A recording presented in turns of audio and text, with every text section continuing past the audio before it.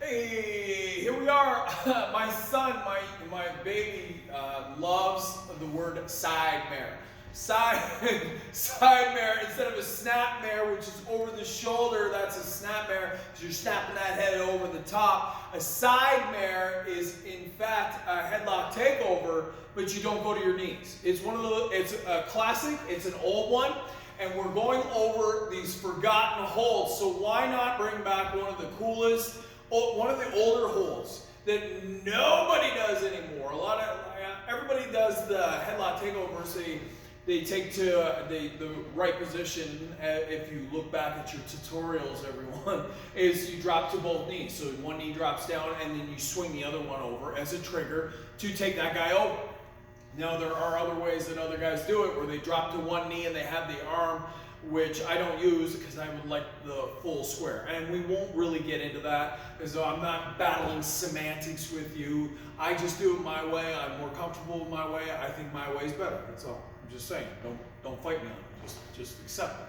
So today, me and Rodney Matthews are going to go over an old school classic done by your Luthezes, your Vern Gagnes, your Billy Robinsons, your Don Leo Jonathan. These are just classic names, and if you just want to hit that little 15-second reverse button and just go over those names again, and then maybe Google these guys or go on YouTube after watching this and check those guys out because you will find gold. There's gold in them hills, Dare Hills, y'all. It's from the golden age of professional wrestling, and there's a reason why it's golden age. It was the best time to be a wrestler. It's the best draws. It made the most money. It's the way it is. And everybody can say that, oh no, today we make more money. Get out of here. If anybody tried to do anything off of a draw that wasn't TV related, you wouldn't make any money. Given the fact that COVID's going on, I understand. But if it wasn't COVID, if it was just a normal thing, you're not drawing enough. You're not going to draw the crowd that they used to because they would be rabid fans paying for blood of that heel. They want him gone. So today we're going to go over SideMare. It's a headlock takeover essentially without taking the steps to go over and making it a lower table for him to go over. So it's a little bit of a bigger table.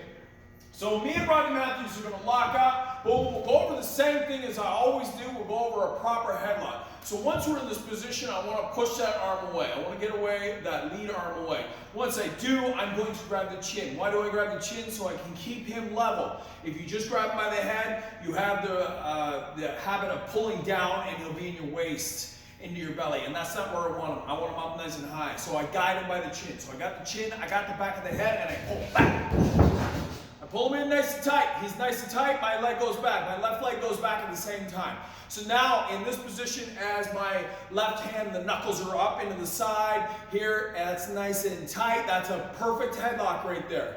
Now in this position, what I'm going to do is I'm going to step right back a little bit right here. So in a SideMare positioning, what we're going to do is we're basically going to switch our hips without dropping the knees. So the idea is he's going to keep around my waist because he's got to keep these arms around my waist to protect his head, right? So he's going to stay there, and what we're going to do is switch. Now once we switch that over and get those hips nice and low, we're just going to pop him over. So the closer your hips on the switch are close to his hips, the easier this is going to be. Remember, head and hips takes a human being over every single time. So this time it should be nice and easy because now I have both head and hips on this one. So here my left leg's going to step ahead and I'm going to switch my hips. So they're going to drive my hips into them and then take them over. So here, hold it. And then we're in a position. So I pull him over and I rip him over. Basically, it looks like a very aggressive headlock takeover. And it has some impact. And guys in the old days, that's the way they did it. They didn't do the fancy dropping to their knees. They had no knee pads.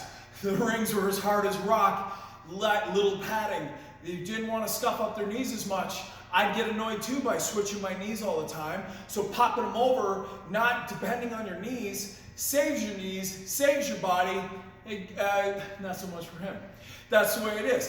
This is the fundamentals of our business. SideMare is a great hold. Completely, and I do mean completely missing in professional wrestling nowadays. Completely gone. And it's sad because these are the best things about professional wrestling is these old holds. You don't have to go digging and creating new stuff. Why don't you go back, see some of this stuff, and then pull it to what you want to do now and just fix it a bit. You want to add a little bit to it like a spot. If you want to take them over and a SideMare and then head and scissors out, right up, and then SideMare again, this time with a headlock takeover position. And there's countless ways to go about this business. There's so many directions. There's branches of trees, man.